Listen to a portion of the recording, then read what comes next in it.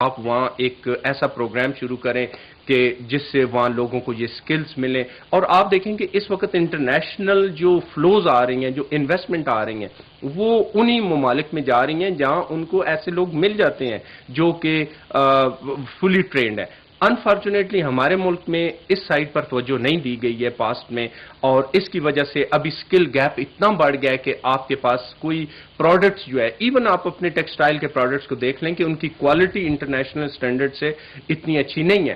آپ کی جو کاٹن ہے وہ اس میں پولوشن کا ایلیمنٹ ویری ہائی.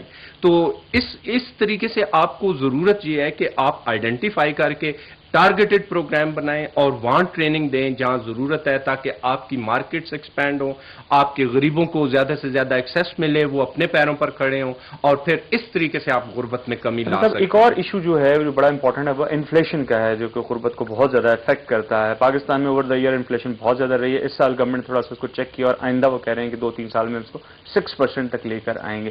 لیکن جب آپ مارکیٹ میں انویسٹمنٹ کے لیے پیسے ڈالتے ہیں تو اس کا ایک آؤٹ کم یہ بھی ہوتا ہے, جو لیٹرل ڈیمیج پہنچتا ہے اکانومی کو, وہ یہ ہوتا ہے کہ انفلیشن آپ کی بڑھتی ہے.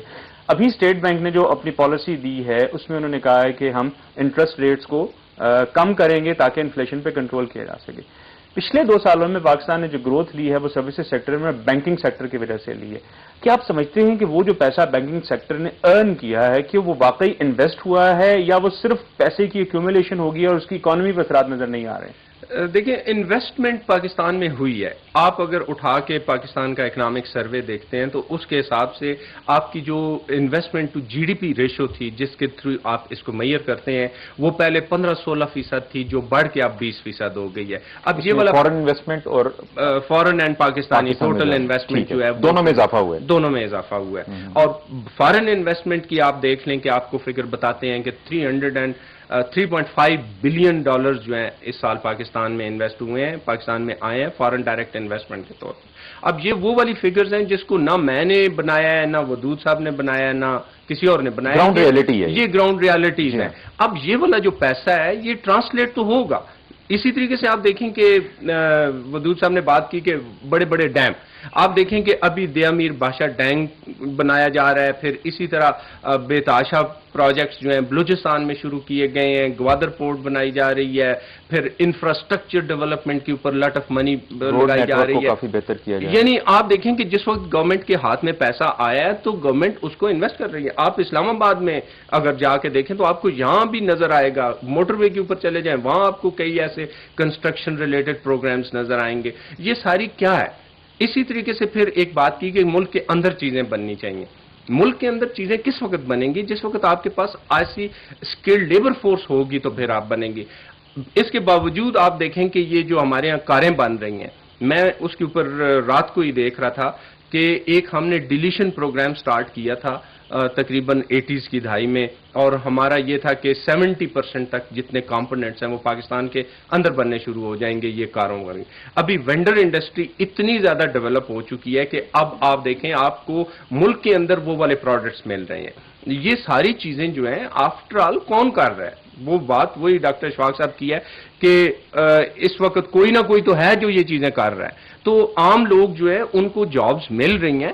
صاف ظاہر ہے جس طرح آبادی میں اضافہ ہو رہا ہے اس کے حساب سے جو جاب کریشن ہے وہ اتنی نہیں ہے. جی ڈاکٹر زبیر, اس میں ایک چیز میں ضرور ایڈ کرنا چاہوں گا. جو انالیسز ابھی ہیں کہ ہمیں کرٹیسزم کی ٹھیک ہے اپنی جگہ پہ ہمیں انالائز بھی کرنا چاہیے, کرٹیسائز بھی کرنا چاہیے, لیکن کچھ گراؤنڈ ریالٹیز ہیں جیسے کہ ڈاکٹر صاحب نے فرمایا کہ اگر ہم اپنی اکنامک ایکٹیویٹیز پاکستان کے اندر دیکھتے ہیں, یا روڈ نیٹ ورک کے حوالے سے, یا آئی ٹی میں, یا آئل اینڈ گیس میں, یا بلوچستان میں, تو ان اکنامک ایکٹیویٹیز کا اگر نہ بھی چاہیں تو اس کا اثر جو ہے غربت کم کرنے میں مدد دے گا. یہ ایک فنامنا ہے. ایک اور بات جو کہ انڈیکیٹر کے طور پر پریزیڈنٹ نے بھی کہی کہ پاکستان میں جس طرح سے سیل فون یوزرز کی تعداد میں اضافہ, تقریباً 4 ملین افراد ایسے ہیں جو سیل فون یوز کر رہے ہیں. یقیناً ان کے پاس پیسے ہیں تو وہ چاہے سستا 2-3 ہزار 4,000 روپے کا وہ سیٹ خریدتے ہیں تو کہیں نہ کہیں سے آتا ہے. خیر یہ کچھ بہت سارے انڈیکیٹر جس کو سامنے رکھنے کی ضرورت ہے. اچھا قریش صاحب یہ بتائیے گا کہ یہ انڈیکیٹر جیسے بتا رہے ہیں کہ ظفر بن ناصر صاحب کی یہ موجود ہیں, لیکن اس کے ساتھ ساتھ چونکہ آبادی میں بھی اضافہ اسی تناسب سے بلکہ زیادہ ہو رہا ہے تو وہ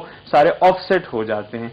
آپ مزید کیا سمجھتے ہیں کہ کون سی ایسی ایگریسو پالیسیز ہونی چاہیے جو کہ گورنمنٹ کو سامنے رکھتے ہوئے اپنے اس پلان کو امپلیمنٹ کرتے ہوئے رکھنی چاہیے؟ پلان کو امپلیمنٹ کرنے کے لیے سب سے پہلے کہ ایریا مارک کریں گے ایریا مارک کرنے کا اب اس سطح پر کرنا ہے کہ آپ اس کو ڈسٹرکٹ لیول تک اگر جائیں گے تو تب بھی معاملہ ٹھیک نہیں ہے. آپ اگر پنڈی ڈسٹرکٹ کو لیں تو پنڈی ڈسٹرکٹ کا آپ پنڈی شہر کو یا اسلام آباد کو دیکھیں تو بہت خوشحال لگے گا, لیکن اس کے ساتھ کہ آپ تحصیلوں میں جائیں گے تو وہ اتنی غربت ہے کہ جو 100 میل دور بھی نہیں ہے. لہٰذا ایریا مارک آپ تحصیل کی سطح پر لے کے جائیں گے اور تحصیل کی سطح سے نیچے لے جائیں گے اور اس پہ آپ پروگرام بنائیں گے کہ اس تحصیل میں شہر تو بہت اچھا ہے, وہاں تو گروتھ زیادہ ہے, لیکن فلاں تحصیل سب سے زیادہ غریب ہے ایک ضلع میں, دوسری تحصیل اس سے اوپر ہے, تیسری تحصیل کی سطح اور محلے کی لیول پہ آپ کو ڈیٹا کلیکٹ کرنا پڑے گا. اس علاقے میں پھر توجہ دینی پڑے گی. اس علاقے میں بات یہ ہے کہ اگر آپ شہر میں دیں گے تو جس کے پاس پیسہ ہے وہ زیادہ سے زیادہ لون لے کے اپنی فیکٹریاں بڑھاتا رہے گا, غربت وہیں رہے گی. لیکن اگر آپ تحصیل کی سطح, محلے کی سطح پر آپ ڈیٹا کلیکٹ کریں گے, اس ڈیٹا کو استعمال کریں گے تو غربت میں اس طرح کمی ہوگی. لیکن آپ مجموعی طور پہ اگر دیکھیں کہ ملکی ترقی کتنی ہوئی ہے, اس میں کتنا پیسہ آیا, کتنا انویسٹ آیا, تو وہ غیرت کی دولت کی جو ہے وہ غیر منصفانہ تقسیم جو ہے غربت کو بڑھائے گی. آپ نے بات کی ڈیٹا بیس کی جو یقیناً انالیسز میں مدد دیتے ہیں, آپ بتائیں کہ میڈیا کیا رول ادا کر سکتا ہے غربت کو ختم کرنے کے لیے, ماڈلز کریٹ کرنے میں, انالیسز کرنے میں, آواز کو صحیح جگہ تک پہنچانے میں؟ یہ درست ہے کہ میڈیا بہت بڑا رول ادا کر رہا ہے, اس کو کرنا بھی چاہیے, لیکن اس پہ توجہ کوئی نہیں دیتا. بعض مقامات پہ میڈیا بتاتا ہے کہ فلاں جگہ بہت غربت ہے, 2 مہینے تک کوئی آدمی اس کو اٹھاتا ہی نہیں, کہتے ہیں ٹیلی فون کال بھی ہمارے پاس موجود ہے, دیکھتے ہیں. ہیلو, السلام علیکم.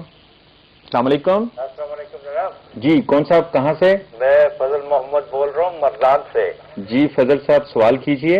میں 70 ایئرز اولڈ ہوں اور میں نے بہت کچھ دیکھا ہے, پاکستان بننا بھی دیکھا ہے اور ابھی تک میں دیکھ رہا ہوں, وہ آبزرو کر رہا ہوں. یہ جو کریٹیسائز کر رہے ہیں یہ غلط کر رہے ہیں. بات یہ ہے, دراصل میں ایک دیہات میں رہتا ہوں, یہاں پہ ایک مزدور میسن وغیرہ ملتے نہیں ہیں. یہ ایک سمپٹم ہے اکنامک گروتھ کی. یہاں پہ مزدوروں کی آٹومیٹکلی جو ان کے ویجز ہیں وہ بڑھ گئے ہیں, اور یہ پاپولیشن کے بارے میں جو خدشات پیدا ہوتے ہیں کہ دیکھیے there are natural checks on population. اللہ تعالیٰ جو ہے وہ آبادی کو خوراک کی مقدار کے مطابق رکھتے ہیں, اور اس کے لیے جناب یہ زلزلے, سیلاب اور مختلف قسم کے میجر جو ایونٹس پیش آتے ہیں, that is a natural check on the population. صاحب, آپ کا سوال ہمیں سمجھ آ گیا ہے, ہم اس کا جواب لیتے ہیں. بیسیکلی ان کی اپنی ایک آبزرویشن ہے کہ یہ, اور ایک یہ آبزرویشن میرا خیال ہے کہ غوری ہم اس کو شہروں میں بھی یہ دیکھ سکتے ہیں کہ اگر آج کل آپ لیبر تلاش کریں تو آپ کو اسکلڈ لیبر ملنا مشکل ہے, اور اس سے ان کی ویجز خود بخود اوپر جاتے ہیں. ڈیمانڈ اینڈ سپلائی کی ایک فلسفی ہے جو کہ ہم دیکھ رہے ہیں. آپ اس بارے میں کہیں گے, پاپولیشن کے حوالے سے ان کا ایک کمنٹ تھا. یہ تو ایک نیچرل فینامنا ہے, اور واقعی پہلے جو ہے آپ دیکھیں کہ اسی طریقے سے ہوتا تھا کہ نیچرلی ان کو چیک کیا جاتا تھا. لیکن ریگولیٹ کرنا چاہیے ہمیں پاپولیشن پلاننگ, تو ایک امپورٹنٹ چیز ہے. پلاننگ بالکل امپورٹنٹ ہے, اور میں سمجھتا ہوں کہ دیکھیں پاپولیشن آپ کے لیے ایک ریسورس ہے. اللہ تعالیٰ نے بھی اس کو ریسورس کہا, اور ہم سارے بھی اکنامکس میں بھی اس کو ریسورس کہتے ہیں. صرف چیز یہ کہ آپ کی جو پاپولیشن ہے اس کو ایجوکیٹ کریں, اس کو سکلز دیں, اس کو پروڈکٹیو بنائیں. ان پروڈکٹیو اگر آپ کے پاس ملینز کے حساب سے بھی ہوں گے تو وہ آپ کے لیے غربت میں جانے کا باعث بنیں گے. ڈاکٹر صاحب, ایک بڑا امپورٹنٹ اسپیکٹ ہے, ہمارے پاس وقت کی کمی ہے, ہم چاہتے ہیں کہ اس کو بھی کور کر لیا جائے کہ جو مہنگائی جب بڑھتی ہے, ایک تو اسپیکٹ اس کا انفلیشن کی وجہ سے, دوسرا یہ ہے کہ جب مارکیٹ اکانومی کی فورسز آپس میں ٹکراتی ہیں تو اس میں کچھ اچھی چیزیں ہوتی ہیں, کچھ بری ہوتی ہیں. Unfortunately over the years Pakistan میں مارکیٹ اکانومی یا کیپٹلزم کی جو بری چیزیں تھیں وہ زیادہ در آئی ہیں. ان میں ایک اچھی چیز جو ہونی چاہیے تھی, جو مونوپلی کنٹرول ہونا چاہیے تھا, یا جو عوام کی انٹرفیئرنس ہونی تھی, وہ نہیں ہو رہی ہے. اس موقع پر جو گورنمنٹ انٹرونشن کر رہی ہے اس کو آپ کس نظر سے دیکھتے ہیں؟ دیکھیں گورنمنٹ کیا ہے, ہم لوگ ہیں. اگر ہم لوگ اس ایفرٹ کو کامیاب نہیں کریں گے تو یہ ایفرٹس کبھی کامیاب نہیں ہوں گی. اس میں سول سوسائٹی کا بھی رول ہے, اس کے اندر گورنمنٹ کا بھی رول ہے, اس کے اندر اداروں کا بھی رول ہے. یہ سارے مل کے ایفرٹ کریں گے تو گورنمنٹ کے وہ انفرادی طور پہ بھی رول ہے, انفرادی طور پہ بھی بالکل. تو یہ واقعی اس وقت تک ممکن نہیں ہے جب تک کہ ہم سارے مل کے ان ایفرٹس کو. اب آپ دیکھیں مارکیٹ میں جائیں, آج کل بھی آپ چلے جائیں, اگر فرض کیا کوئی بھی آپ فروٹ لینے جاتے ہیں تو وہاں آپ کو سامنے تو گورنمنٹ نے کنٹرول لکھا ہوا ہے کہ جی آپ 60 روپیز کلو انگور لینے ہیں, لیکن آپ جس وقت وہاں جاتے ہیں تو وہ کہتا ہے نہیں جی آپ 80 روپے لیں. اب یہاں آپ کی ذمہ داری ہے کہ آپ گورنمنٹ نے جب کنٹرول ایک پرائس دی ہوئی ہے تو آپ کیوں پھر انڈر ہینڈ اس سے 80 روپیز کا لے کے آ رہے ہیں؟ اس سے آپ تو خرید لیں گے، وہ غریب لوگ جو ہیں ان بیچاروں پر کیا فرق پڑے گا؟ سو ہماری as a civil society, as an individual, یہ میں سمجھتا ہوں کہ ایفرٹ ہونی چاہیے کہ ہم حکومت کی ان کوششوں میں اگر وہ کنٹرولز ہیں تو ان کنٹرولز کے اوپر ہمیں عمل کرنا چاہیے. جی آپ کیا کہتے ہیں اس بارے میں؟ میں تو کال کی طرف جاؤں گا. ان کی عمر 70 سال ہو گئی ہے، لیکن شاید انہوں نے اللہ تعالیٰ کو اس طرح نہیں سمجھا ہے. اللہ تعالیٰ کی یہ کوئی منشا نہیں ہے کہ ایک آدمی کچے مکان میں مر جائے اور ایک ری ایکٹیو اسکیل 9 کے وہ جو محفوظ مکان میں رہے اور بچ جائے، اور اللہ کی منشا ہے کہ وہ مر جائے اور وہ قائم رہے.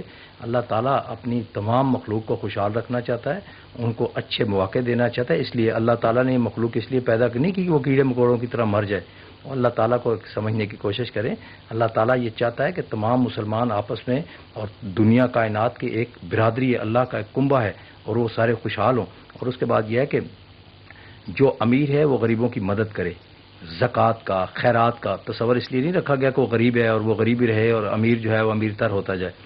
لوگوں کی حالات بہتر بنانے کے لیے حکومت وقت پر فرض ہے، کوئی مہربانی نہیں ہے کہ ان کی مدد کریں، اور یہ ان پہ فرض ہے کہ ان کے حالات کو دیکھیں، ان کے واقعات کو دیکھیں، ان کی مشکلات کو دور کرنے کی کوشش کریں. البتہ آبادی کا یہ بھی نہیں ہے کہ بلا محاب ایک آبادی بڑھتی جائے اور اتنا بڑا بم بن جائے کہ جس دن پھٹے تو لوگ.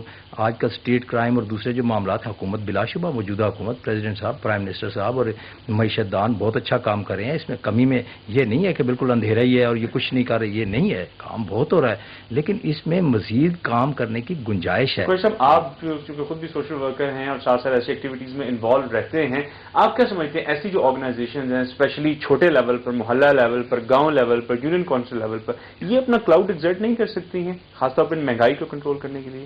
یہ بالکل کر سکتی ہیں، لیکن بدقسمتی سے جو ادارے اس کام کے لیے بنائے گئے ہیں ان میں سیاسی اثر رسوخ آنے کی وجہ سے حالات بڑی مدد کے ساتھ میں سیاسی اداروں کی جہاں بات کر رہا ہوں، گورنمنٹل اداروں کی بات کر رہا ہوں. ایک محلے کے 4 معززین اگر بیٹھ کر ایک کمیٹی بناتے ہیں تو کیا مجال ہے اس محلے کے دکاندار کی کہ وہ مہنگی چیزیں اور غیر مناسب طریقے سے منافع لینا شروع کریں؟ سول سوسائٹی کی بات کریں جو ڈاکٹر صاحب نے بھی کی. میں یہی کہہ رہا ہوں، سول سوسائٹی کو کیسے ان کمیٹیوں کو ہی انہوں نے حکومتی تحویل میں لے کے مارکیٹ کمیٹیاں بنا دی. ان کا کام اب لسٹیں صرف پرووائڈ کر کے 2 روپے یا 1 روپے کی فوٹو اسٹیٹ کر کے 5 روپے وصول کرنا ہے. اور بننی چاہیے محلہ کمیٹیاں بننی چاہیے، کنزیومرز کمیٹیاں بننی چاہیے، لیکن ان میں بھی جو صورتحال ہے کہ کنزیومر کمیٹیز کے جو لوگ ہیں وہ کام نہیں کرے، بلکہ محلے کی سطح پر لوگوں کو از خود یہ کام بھی کرنا چاہیے. جو قیمتوں کا تعین ہو ان قیمتوں پر اس سے بات کریں کہ اس سے نہ کرو، اس کو پرووائڈ کریں. یہ ہو سکتا ہے اگر سوسائٹی کو اس طرح یونائٹ رہنے دیا جائے اور لوگ اس میں کھڑے ہوں. اگر لوگ غیر متعلق ہو جائیں تو یہ بات جیسے قریشی صاحب نے کہا ہے سول سوسائٹی کو بہتر کرنے کے لیے اس کا بڑا امپورٹنٹ رول ہے سول سوسائٹی کا. اس کے لیے ہمارے ملک میں کیا کیا جا سکتا ہے انفرادی طور پر، گروپ کی شکل میں؟ میرا خیال ہے کہ اگر آپ جا کے دنیا کے ماڈل دیکھتے ہیں، یورپ میں ماڈل دیکھیں، امریکہ میں ماڈل دیکھیں، وہاں یہ سول سوسائٹی آرگنائزیشنز ہیں جنہوں نے وہاں سٹینڈرڈز بھی رکھے ہوئے ہیں، جہاں پرائسز بھی کنٹرول ہیں اور جہاں وہ یہ ملٹی نیشنل کو بھی کنٹرول کر کے رکھتے ہیں. ہمارے یہاں انفارچونیٹلی سول سوسائٹی سب سے کمزور سیگمنٹ ہے، نہ ان کی سے ہے، نہ وہ خود ان میں انیشیٹو ہے. ابھی چند آرگنائزیشن سامنے آ رہی ہیں لیکن ان کی جو وہ ہے وہ زیادہ نہیں ہے. جی بہت شکریہ ڈاکٹر ظفر معین ناصر صاحب. ناظرین، ہم نے گفتگو کی 17 اکتوبر غربت میں کمی کے عالمی دن کے حوالے سے. جو کچھ انٹرنیشنلی ایفرٹ کی جا رہی ہیں اور جو کچھ پاکستان میں ایفرٹ کی جا رہی ہیں ان کو مزید بہتر کرنے کی ضرورت ہے تاکہ عام آدمی کی حالت زار کو بہتر بنایا جا سکے. میں شکریہ ادا کرنا چاہوں گا ڈاکٹر ظفر معین ناصر صاحب کا اور جناب عبدالودود قریشی صاحب کا کہ وہ ہمارے ساتھ پروگرام میں شریک گفتگو رہے. ناظرین، اس وقت جائیں گے ہم 8 بجے کے انگلش نیوز بلیٹن کے لیے اور اس کے بعد جب ہم واپس آئیں گے تو ہمارا ایک فل سیگمنٹ ہوگا جس میں ہم گفتگو کریں گے مائکرو فائنینسنگ کے حوالے سے. ہمارے ساتھ رکھیے گا. PTV World News is brought to you in association with Telenor. Telenor, the smart call.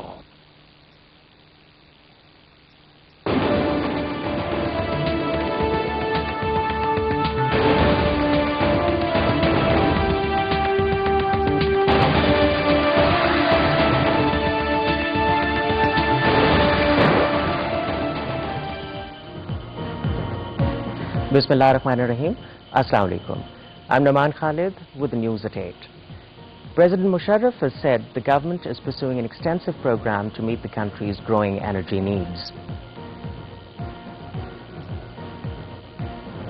Prime Minister Shaukat Aziz says India has not yet provided any solid proof to Pakistan regarding Mumbai train blasts.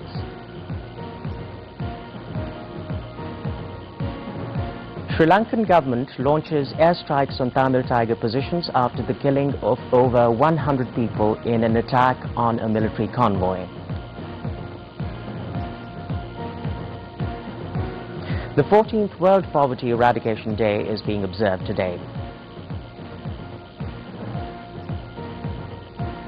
And Pakistan meets Sri Lanka in the ICC Champions Trophy cricket tournament in Jaipur today. More news after the break. Telenor पेश करता है एक और नया prepaid package Telenor talk shock. अब बात करें Telenor से टेलीनॉर सिर्फ 75 पैसे में और टेलीनॉर से मुल्क भर में किसी भी मोबाइल या PTCL नंबर पर सिर्फ ₹1.25 में। Telenor talk shock prepaid package. Telenor.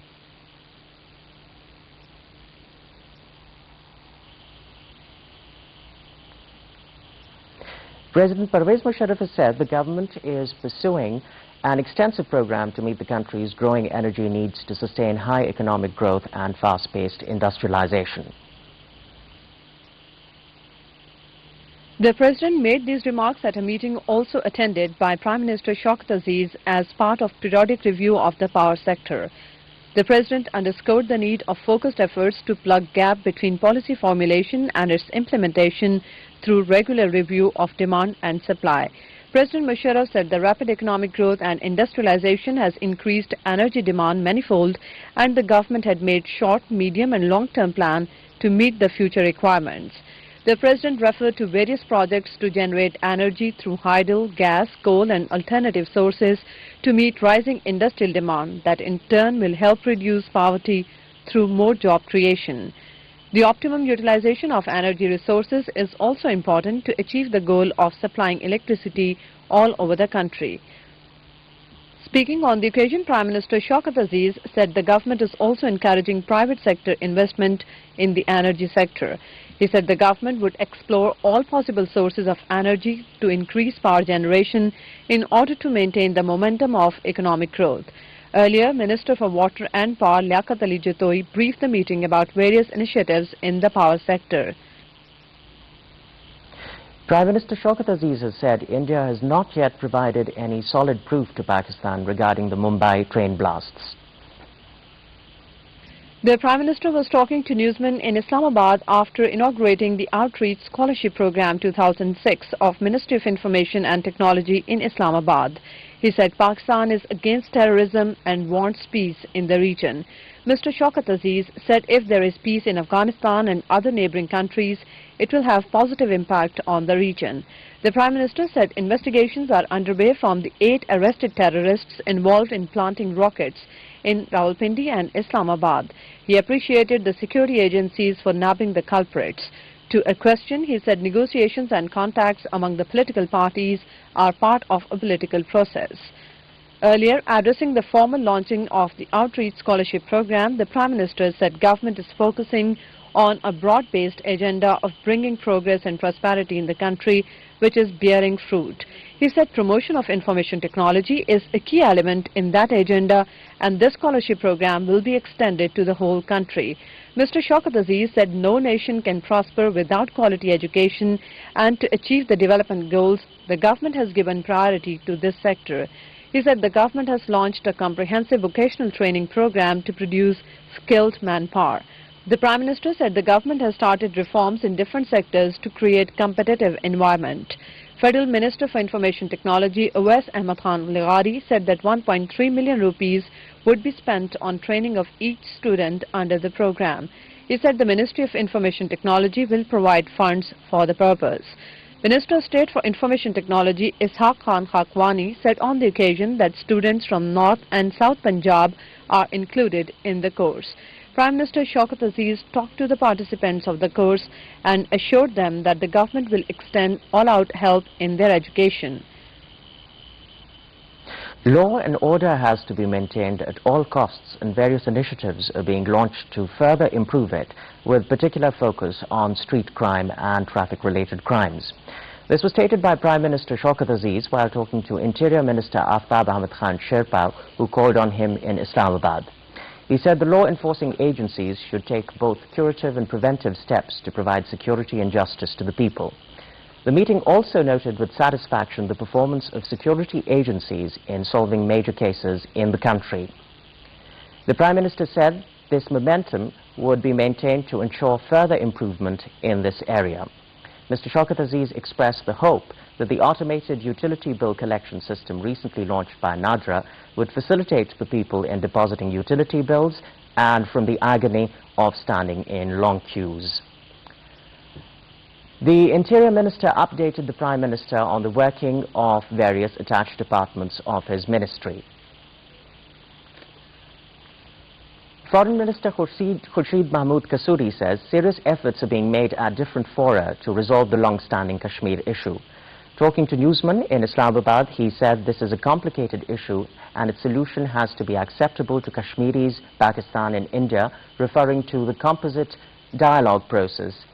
He said there has been some positive movement on Kashmir in that several Kashmir-related confidence-building measures have been agreed upon by the two countries.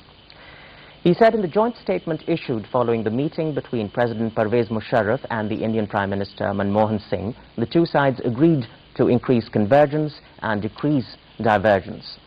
To a question about the statement of the Afghan Foreign Minister, he said Pakistan has advanced several proposals to address concerns about cross-border movement, but Afghanistan is reluctant to accept them. Pakistan will abide by the UN sanctions against North Korea, but will like to see a resumption of six-party talks to peacefully resolve the nuclear issue of the Korean Peninsula. Foreign Office spokesperson Tasneem Aslam told reporters in Islamabad that Pakistan has always supported a negotiated peaceful resolution of the issue. Responding to a question, the spokesperson said Pakistan would continue to maintain its relations with Pyongyang in areas not covered under the sanctions.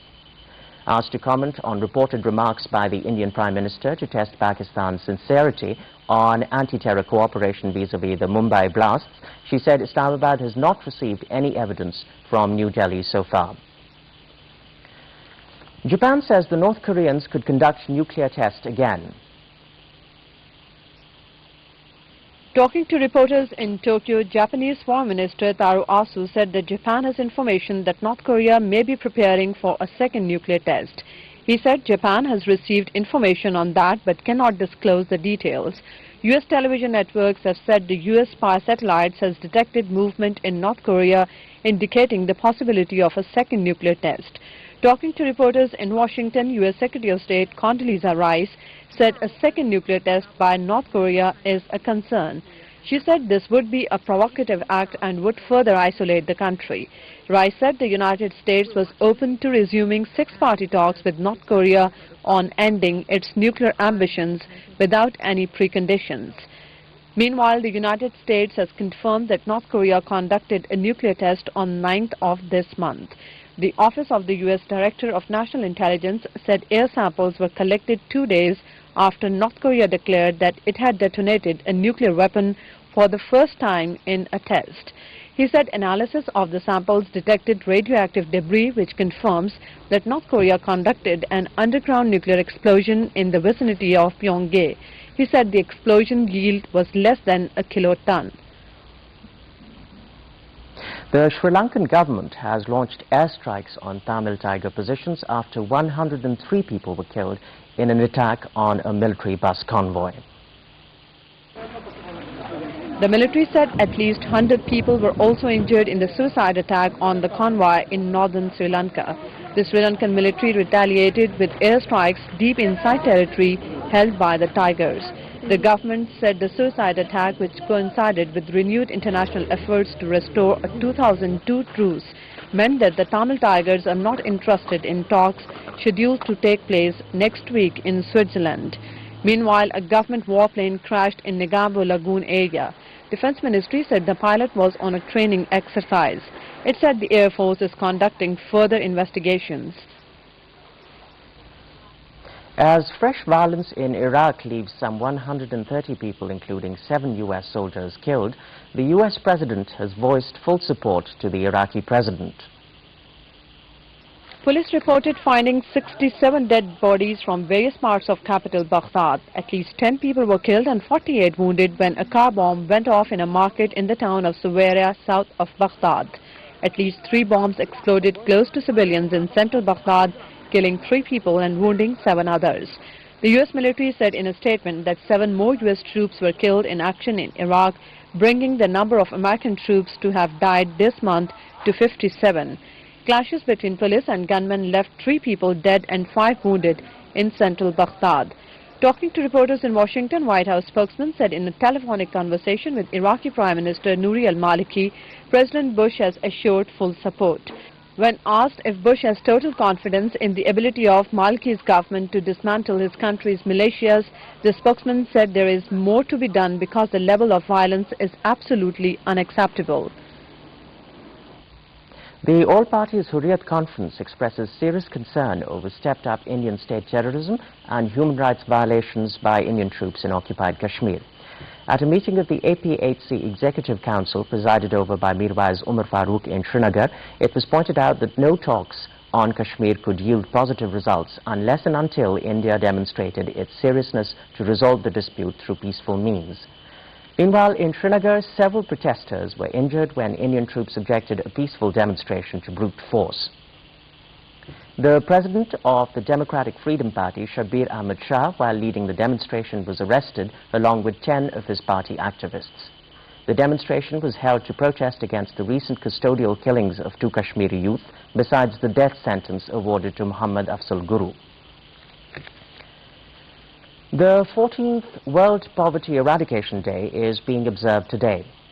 The theme of the day this year is Working Together Out of Poverty. Pakistan, along with delegates from 16 countries, is taking part in the ministerial level seminar on poverty reduction in Beijing. Federal Agriculture Minister Sikandar Hayat Khan Bosan says the government is committed to revolutionizing the agriculture sector through enhancing investment in it. Speaking at a function in Islamabad, he said efforts are being made to make agriculture a profitable profession and business. The minister said steps are also being taken to invest in the rehabilitation of other production factors, including water, agriculture credit, fertilizers and pesticides for improving crop productiveness. Livestock is also being strengthened by involving the private sector investors.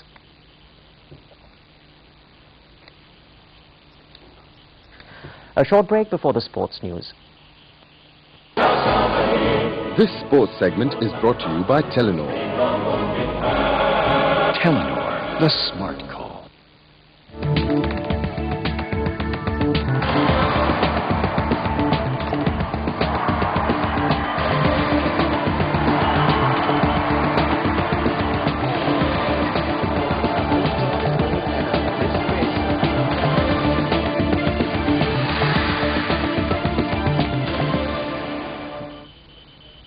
Pakistan meets Sri Lanka in the 3rd match of the ICC Champions Trophy cricket tournament in Jaipur today.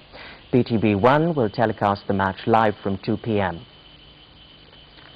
Pakistan has record fast bowlers Shoaib Akhtar and Mohammad Asif from the Champions Trophy after they tested positive for the banned steroid nandrolone. PBC chairman Dr. Naseem Ashraf told a news conference in Islamabad that the board has suspended the 2 players with immediate effect and withdrawn them from the ICC Champions Trophy. He said a committee is being constituted to probe into the matter, and on the basis of the committee's report, action will be taken against the 2 players. He said all-rounder Yasir Arafat and left-arm spinner Abdur Rahman have been included in the team as replacements. New Zealand defeated South Africa by 87 runs in their opening Group B match of the Champions Trophy in Mumbai. New Zealand bowled out for 195 after being given first strike in the day-night international, fought back to dismiss South Africa for 108 in the most absorbing match of the tournament so far. Man of the match Fleming held New Zealand's crumbling innings together with a defiant 89, inspiring his teammates to make a spectacular comeback in the second session. Seamer Kyle Mills, who opened the bowling in the absence of injured pace spearhead Shane Bond, grabbed 3 wickets for his first 19 deliveries to reduce South Africa to 25 for 3 by the 8th over. New Zealand next play Sri Lanka on Friday. South Africa take on the Sri Lankans in Ahmedabad on October the 24th.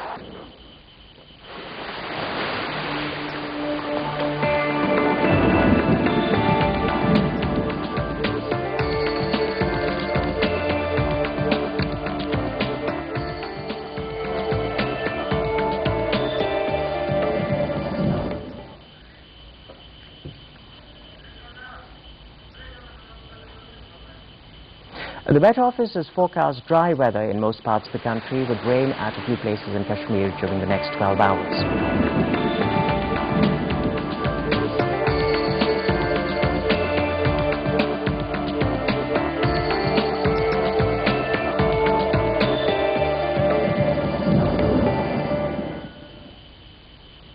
And that brings us to the end of the news. There's more news for you in an hour's time. Meanwhile, from me, Nouman Khalid, and the news team, it's goodbye.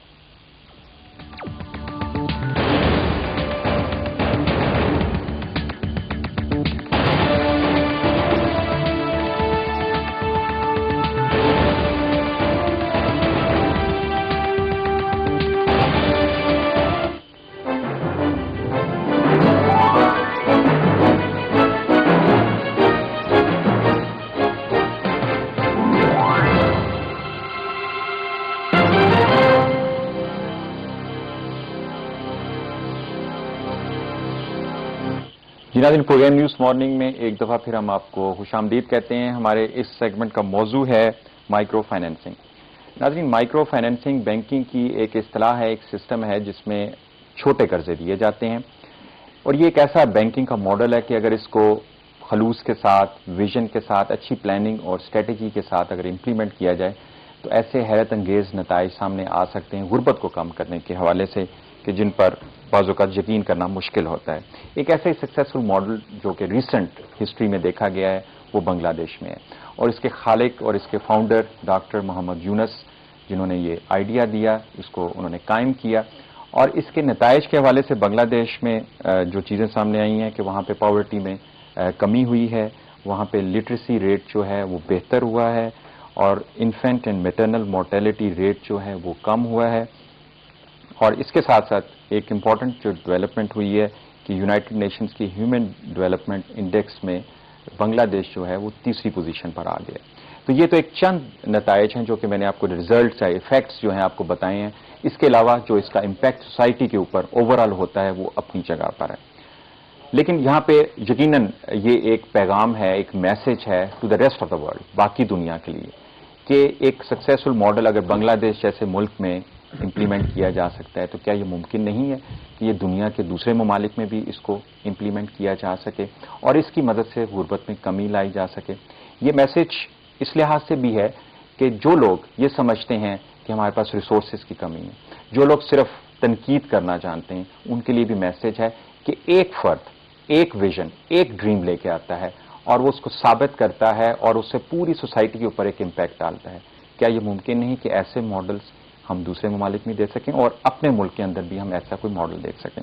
नाज़रीन, आज इसी हवाले से बातचीत करेंगे और जिन मेहमानों को दावत दी है सबसे पहले मैं आपसे उनका तारुफ करवा देता हूँ। हमारे साथ मौजूद हैं इस्लामाबाद स्टूडियो में डॉक्टर इशरत हुसैन साहब, जो कि साबिक governor state bank of Pakistan है। डॉक्टर साहब, प्रोग्राम में वेलकम करते हैं आपको। हमारे दूसरे मेहमान गालिब निश्तर साहब हैं, आप सदर हैं खुशहाली बैंक के, आपको भी प्रोग्राम में वेलकम करते हैं। हमारी तीसरी मेहमान है शंदाना खान साहिबा, आप चीफ एग्जीक्यूटिव ऑफिसर हैं रूरल स्पोर्ट प्रोग्राम नेटवर्क की, आपको भी प्रोग्राम में खुशामदीद कहते हैं। डॉक्टर साहब, नोबेल इनाम दिया गया डॉक्टर मोहम्मद यूनुस को, उनके इस विजन को जो उन्होंने बांग्लादेश में इम्प्लीमेंट किया। हमारे मुल्क में भी हम ऐसे देख रहे हैं कि एक प्रोसेस तो शुरू हो चुका है।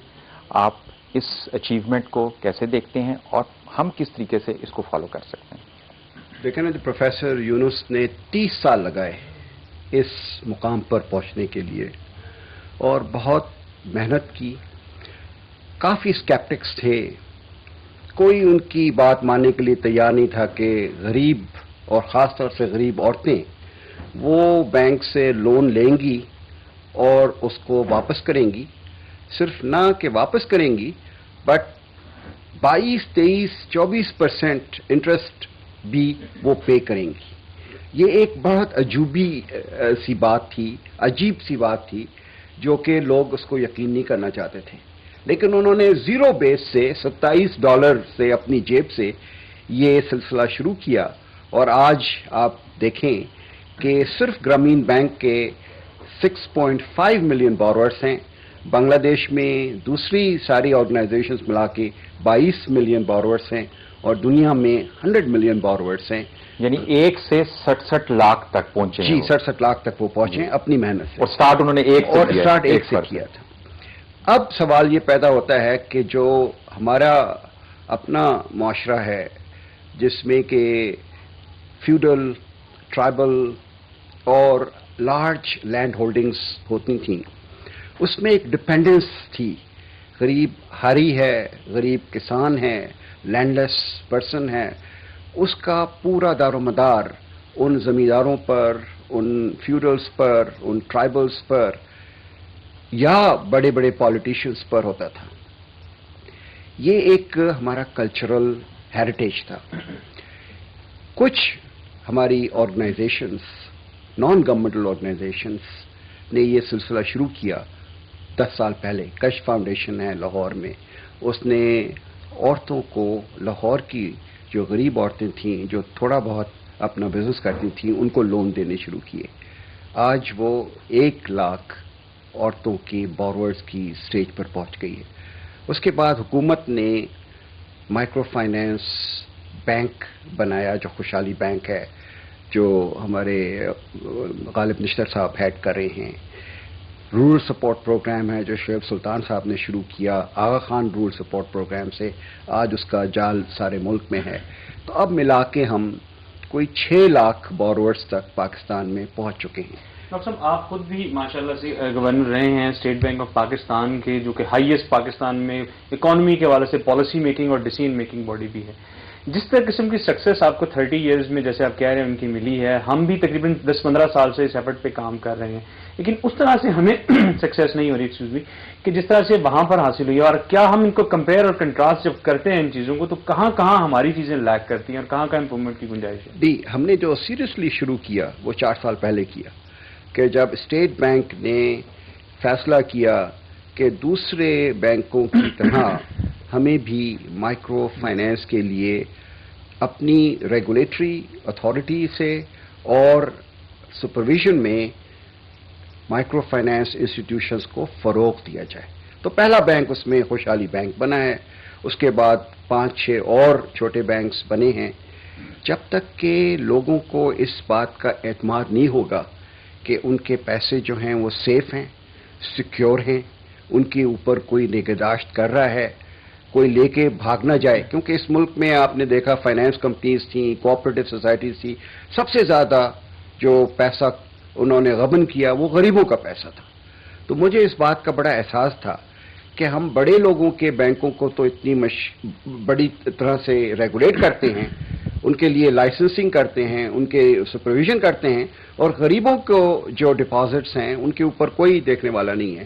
تو پہلی دفعہ پاکستان میں 4 سال پہلے 2001 میں یہ مائکرو فائنانس آرڈیننس بنا. اس کے بعد micro finance sector development programme ہوا، اس میں لائسنسنگ کی ریکوائرمنٹس آئیں. اس میں ہر ایرے غیر نتھو خیرے کو آپ لائسنس نہیں دے سکتے، اس کے قوانین بنے. اس کے بعد سے یہ پک اپ کیا ہے. اور میرا یہ خیال ہے کہ ڈاکٹر یونس کو نوبل پرائز ملنے کے بعد پاکستان میں بھی اس کی ایکٹیویٹی جو ہے اور اس کی جو آؤٹ ریچ ہے وہ زیادہ بڑھے گی. اور غالباً اس کا مقصد بھی یہی تھا کہ ایک ایسے انسان کو ریکگنائز کیا گیا تاکہ پوری دنیا میں غربت کے حوالے سے ایک موٹیویشن ملے، ایک انسینٹو ملے، اور ویژن جو ہے اس کو زیادہ تقویت ملے. خوشحالی بینک کا چونکہ آپ نے ذکر کیا، غالب نشتر صاحب موجود ہیں یہاں پہ. غالب صاحب، اس وقت خوشحالی بینک نے چند سالوں میں جو بھی اچیو کیا ہے، آپ کیا سمجھتے ہیں کہ اگر آپ اس کو کمپیئر کریں اس ماڈل سے، تو آپ نے اس روڈ میپ پہ جتنا آپ چلے ہیں، آپ محسوس کرتے ہیں کہ آپ اس کو کامیابی سے آپ آگے بڑھ رہے ہیں؟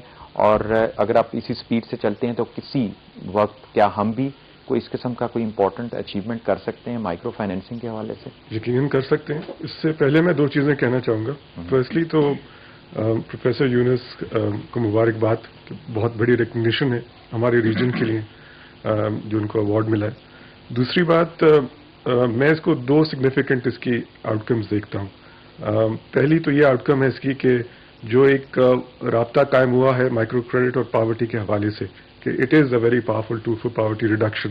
اس پہ بہت ڈبیٹ ہوتا رہا ہے, بہت باتیں کہی گئی ہیں, بٹ اب جب ہم 100 ملین سے زیادہ لوگوں تک پہنچ چکے ہیں اور اس کو دیکھ چکے ہیں تو it is I think proven کہ یہ اس کا ایک بہت اہم رول ہے. 100 million around the world, globally around the world. تو it has proven itself as an effective tool for poverty reduction.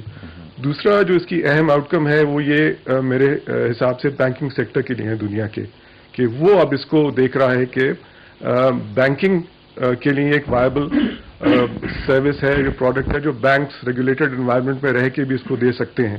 اور جو آپ بات کر رہے تھے اس پہ میں آتا ہوں کہ کل ہی ایک انٹرنیشنل سیمینار سے میں آیا ہوں جس میں ایشیائی بینک اور دوسرے دنیا کے لوگ آئے ہوئے تھے, بات کر رہے تھے, اور انہوں نے پروفیسر یونس کو بھی سراہا, لیکن انہوں نے بتایا کہ جو پاکستان میں جس کا ڈاکٹر صاحب نے ذکر کیا, جب یہ گورنر تھے, جو یہ فریم ورک جو کریٹ کیا گیا ہے اور یہ جو فائنینشیل سیکٹر کا رستہ دکھایا گیا بینکوں کو, یہ شاید پائنیئرنگ ورک ہے دنیا میں.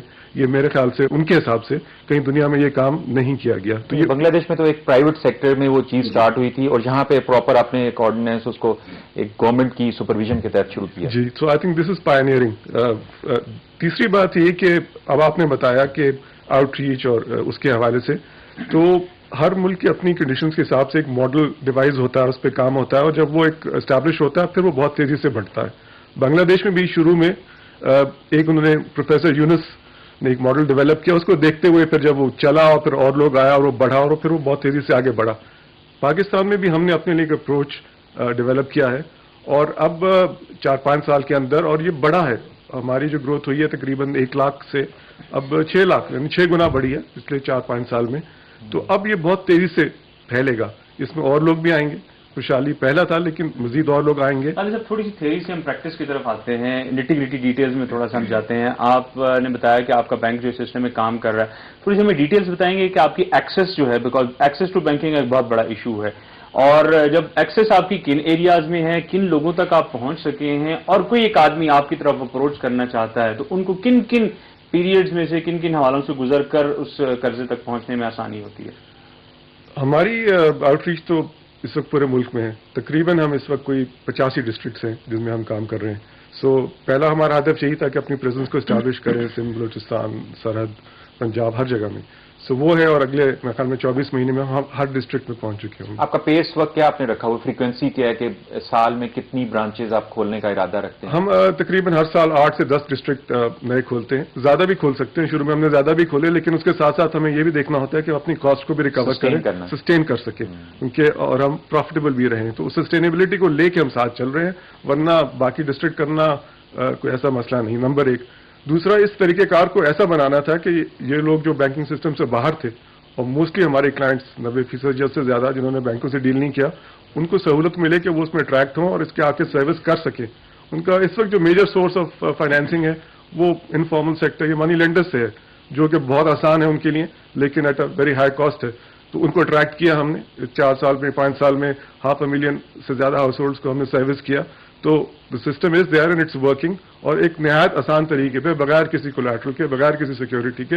اور اس سب کو کرنے کے لیے بینکنگ سسٹم میں ہمیں اسٹیٹ بینک سے سپورٹ جو چاہیے تھی کہ ہم کر سکیں, وہ ہمیں ملی, تو یہ ہمیں انیبل ہوا کہ ہم یہ کر سکیں. آن ایوریج آپ کیا انٹرسٹ چارج کر رہے ہیں مختلف اپنے جو آپ لونز آفر کرتے ہیں؟ ہمارا جو انٹرسٹ ریٹ ہے وہ شروع سے 20% ہے, جو کہ گرامین بینک کا کیا ہے؟ گرامین بینک کا اس وقت ریٹ جو ہے 20% ہے. اچھا, یعنی تقریباً آپ کا بھی وہی انٹرسٹ ریٹ ہے اسی ماڈل؟ Very high rate. جی, بہت اچھا سوال کیا, کیونکہ ہر دفعہ آپ یہی سوال کرتے ہیں, بٹ آج آئی تھنک میں نے اس لیے نہیں کیا, میں نے کہا غوری کر لے سوال. جی, بٹ آئی تھنک آج میں اس سوال کے جواب میں اکیلا نہیں ہوں, پروفیسر یونس بھی شامل ہیں اس میں, اور میں نے اس کا جواب جو ہے وہ ڈاکٹر یونس سے بھی سن چکا ہوں ایک ٹی وی پروگرام میں, ان سے بھی یہ سوال کیا گیا. شکریہ. تو اس کا انٹرسٹ ریٹ جو اس وقت ہے میرے پاس, میں آپ سے شیئر کروں کہ یہ مائکرو کریڈٹ کے حوالے سے ون آف دا لوئسٹ ہے. لیٹن امریکہ میں جو اس وقت انٹرسٹ ریٹ چل رہے ہیں وہ 48 سے 65% ہے. اسی طرح باقی دنیا میں زیادہ ہیں. بنگلہ دیش میں جو اس وقت انٹرسٹ ریٹس ہیں وہ 20 سے 35% کے درمیان ہیں. گرامین کا کم ہے 20% پہ, تو ہم نے شروع ہی 20% سے کیا.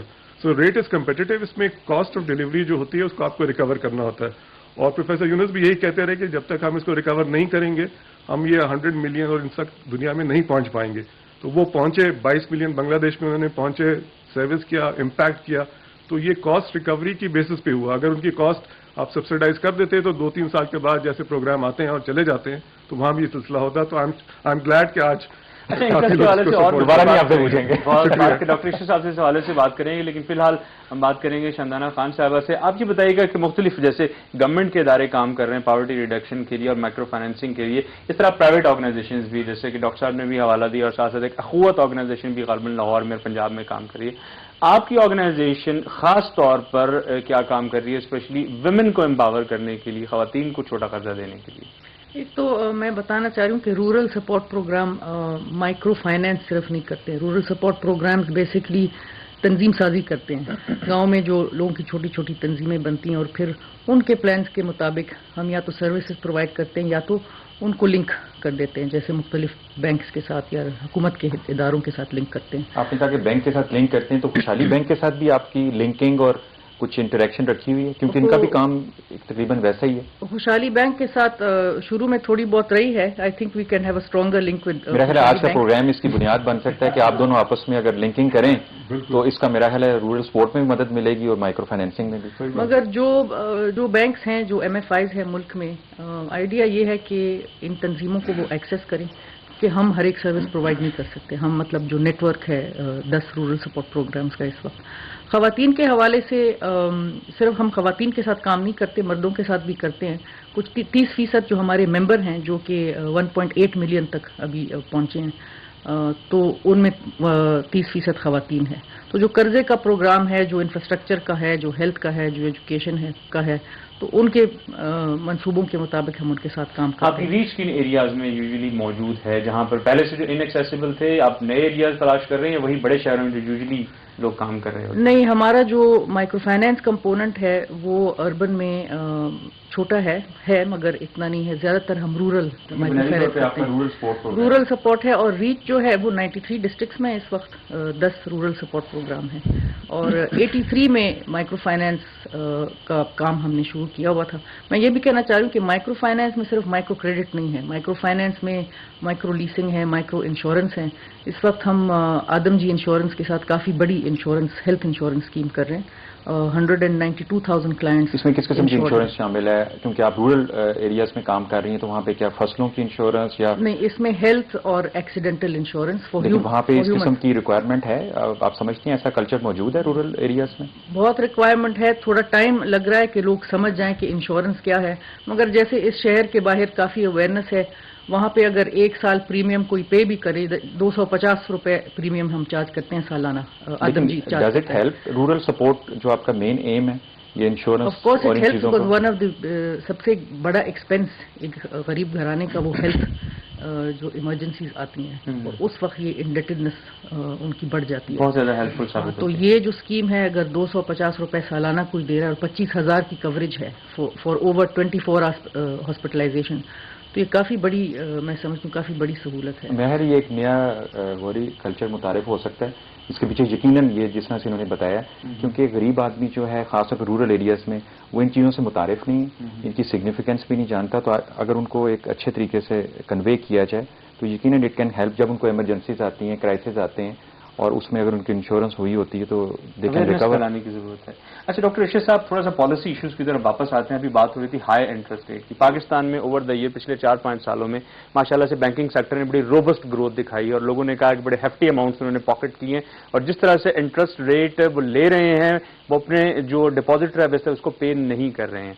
क्या ऐसी कोई थिंकिंग, क्या ऐसी कोई चीज डेवलप हो सकती है कि side by side with the normal banking आप एक माइक्रो फाइनेंसिंग बैंकिंग उसी बैंक के अंदर एक सिस्टम एक इवॉल्व करें जो कि जहां से ज्यादा प्रॉफिट लिया जा रहा है वहां से उस प्रॉफिट को कम शेयर करते हुए आवाम तक उसका फायदा पहुंचाया जाए? जो हमारे कमर्शियल बैंकर्स की थिंकिंग है माजरत के साथ, वो बहुत मुख्तलिफ है। जब हमने खुशहाली बैंक बनाया था तो उस वक्त गालिब निश्तर साहब को फाइनेंस मिनिस्टर का और मेरा एक मैंडेट था कि आप एस्टैब्लिश्ड बैंकर्स को एम्प्लॉय ना करें। वो कागज, सिक्योरिटी, कोलैटरल, इन चीज़ों पर परवरिश पाते हैं। उनकी सारी थिंकिंग जो होती है वो ये है कि सिक्योरिटीज़ ठीक हैं, डॉक्यूमेंटेशन ठीक है, कागज ठीक हैं, ताकि अगर लॉ का कोई केस होगा तो उसमें ये अपने आप को बचा सकें। नहीं डॉक्टर साहब, उससे ज्यादा जो चीज है वो इंटरेस्ट का इशू। नहीं, मैं आ रहा हूं आपके इंटरेस्ट के इंटरेस्ट पर लेकिन मैं बात करना चाह रहा था कि माइक्रो फाइनेंस में एक सेंस ऑफ कमिटमेंट चाहिए। जब तक कि आपको गरीबों के साथ हमदर्दी नहीं होगी, आप माइक्रो फाइनेंस बैंकिंग नहीं कर सकते। उसकी वजह यह है कि आपने देखना है कि इन्होंने जो पैसे लिए हैं उसका सही इस्तेमाल हो रहा है कि नहीं हो रहा। हैंड होल्डिंग करनी पड़ती है। ये 20% इंटरेस्ट क्यों लेते हैं? क्योंकि इनकी कॉस्ट ऑफ एडमिनिस्ट्रेशन, ये सोशल मोबिलाइजेशन करते हैं, या एनआरएसपी के थ्रू या किसी और एनजीओ के थ्रू लोगों को समझाते हैं कि इसका इस्तेमाल कैसे होगा। अगर कोई हालात ख़राब हो जाते हैं तो उस लोन को दोबारा रीस्ट्रक्चर किया जाता है। कमर्शियल बैंकर्स की बस की बात नहीं है। लेकिन कमर्शियल बैंक्स ये कर सकते हैं, जो कि कश फाउंडेशन के साथ किया है उन्होंने, कि वो लाइन ऑफ क्रेडिट प्रोवाइड कर सकते हैं। लाइन ऑफ क्रेडिट प्रोवाइड करेंगे और कश फाउंडेशन और इस तरह की एनजीओज, एनआरएसपी को प्रोवाइड किया था हबीब बैंक ने 500 मिलियन रुपए का लाइन ऑफ क्रेडिट, वो पैसे लेकर गरीबों तक पहुंचाए जा सकते हैं। मैं ये वाज़ेह कर दूं कि अब बहुत रिसर्च हो चुकी है। मैंने खुद, जब मैं वर्ल्ड बैंक में था, 30 मुल्कों की मैंने स्टडी की थी, जिसमें यह साबित हो गया है कि गरीबों का जो मसला है वो लोन का इंटरेस्ट रेट नहीं है, बल्कि उनको पैसे कहीं से नहीं मिलते हैं। कोई बैंक उनको देने के लिए तैयार नहीं है क्योंकि उनके पास कोई कोलैटरल या सिक्योरिटी नहीं होती है। और अगर मुश्किल तरीका है, नहीं, मुश्किल है ही नहीं, वो मिलते ही नहीं है जी। दूसरा, या तो महाजन के पास जाएंगे, या मनी सूदखोर के पास जाएंगे, या आड़ती के पास जाएंगे। और आप अब चले जाएं, पिंडी में ही चले जाएं, सिर्फ आप और कहीं ना जाएं, 36 से 40% वो इंटरेस्ट चार्ज करते हैं, और वो जो प्रिंसिपल अमाउंट है वो वहीं का वहीं रहता है। तो उसके मुकाबले में अगर खुशहाली बैंक 20% कर रहा है तो उसको तो बड़ा खुशामदेद कहते हैं। तो ये जो हमारे यहाँ एक खाम ख्याली है, मुझसे भी मेरे जो पॉलिटिशियंस दोस्त हैं, ब्यूरोक्रेट्स दोस्त हैं, कहते हैं कि गरीबों को तो आप 20% चार्ज करते हैं, और जो वेल टू डू हैं, अमीर लोग हैं, उनको आप 8%, 9%, 10% करते हैं। उसमें और इसमें फ़र्क ये है कि यहाँ कोई कोलैटरल बैंक रिक्वायर नहीं करता है, ये एक सोशल कोलैटरल होता है।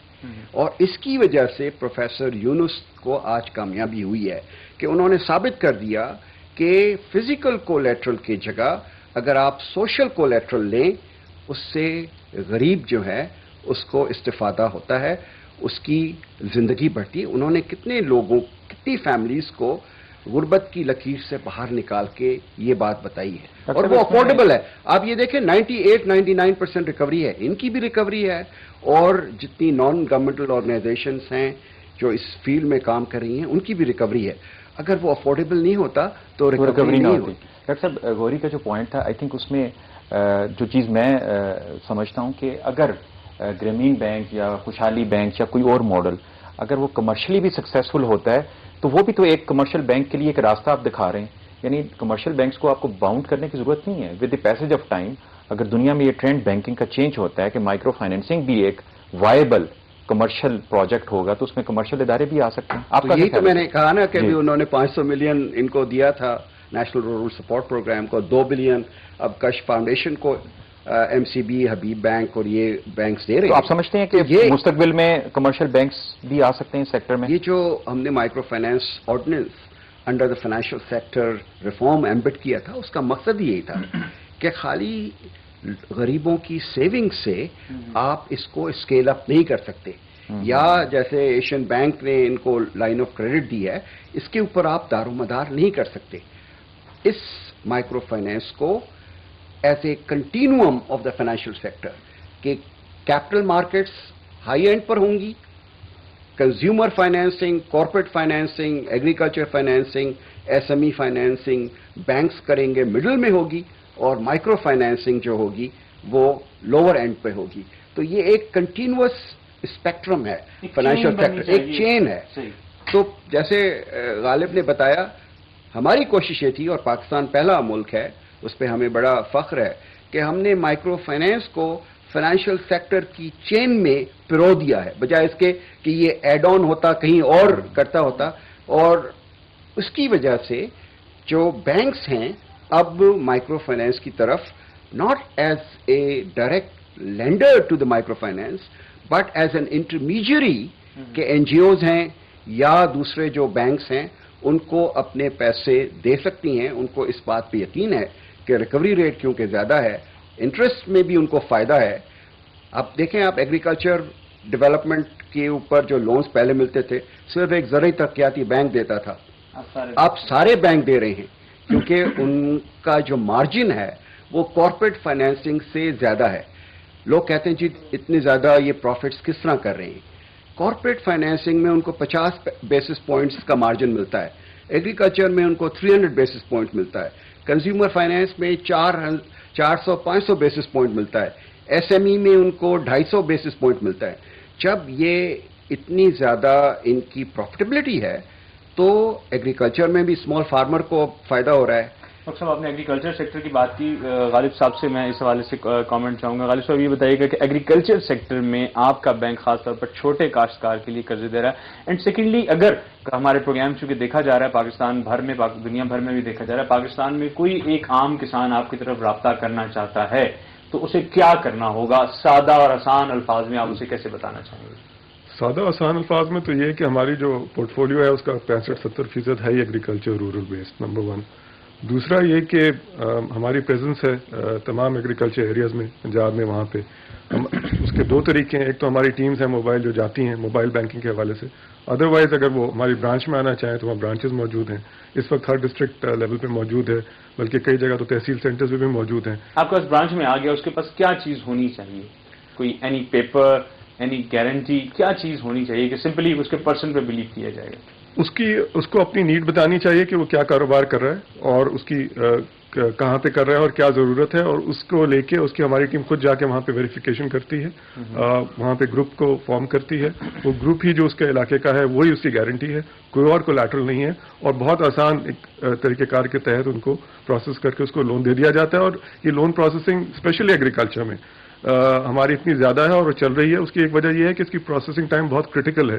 جس وقت فصل کے وقت اس کو اگر وہ لون ہم نہ دیں اور ہم کہیں کہ آپ کے کیسز ہیڈ آفس میں گئے تو پھر اس کو ہمارے لون کی ضرورت نہیں ہے, پھر وہ کہیں اور سے لے لے گا. ڈاکٹر یونس کی سکسیس کے پیچھے جو ایک سیکرٹ ہے وہ یہ بھی ہے کہ ڈور سٹیپ پہ انہوں نے لونز پرووائڈ کیے ہیں, کہا یہی جاتا ہے. تو آپ کیا سمجھتے ہیں کہ خوشحالی بینک اس میں کس حد تک کامیاب ہوا ہے کہ ڈور سٹیپ کے اوپر آسان ترین طریقے سے قرضے مہیا کرے؟ ہمارا سارا جو سیٹ اپ ہے وہ آبویسلی موبائل بینکنگ کے حوالے سے کئی 100 لڑکے لڑکیاں ہیں جو فیلڈ میں کام کر رہے ہیں, جا رہے ہیں گھر گھر. تو یہ تو سارا ڈیزائن ہی اسی کے حوالے سے ہے کہ ایک تو ہمیں بھی موقع ملتا ہے کہ جا کے ان کے بزنس اپریزل کر سکیں اور ان کو پہنچا سکیں, کیونکہ یہ کافی لوگ, کیونکہ میں نے کہا نا کہ ان کا بینکنگ سے رابطہ نہیں ہے, تو شروع میں ان کو انکریج کرنا ہوتا ہے.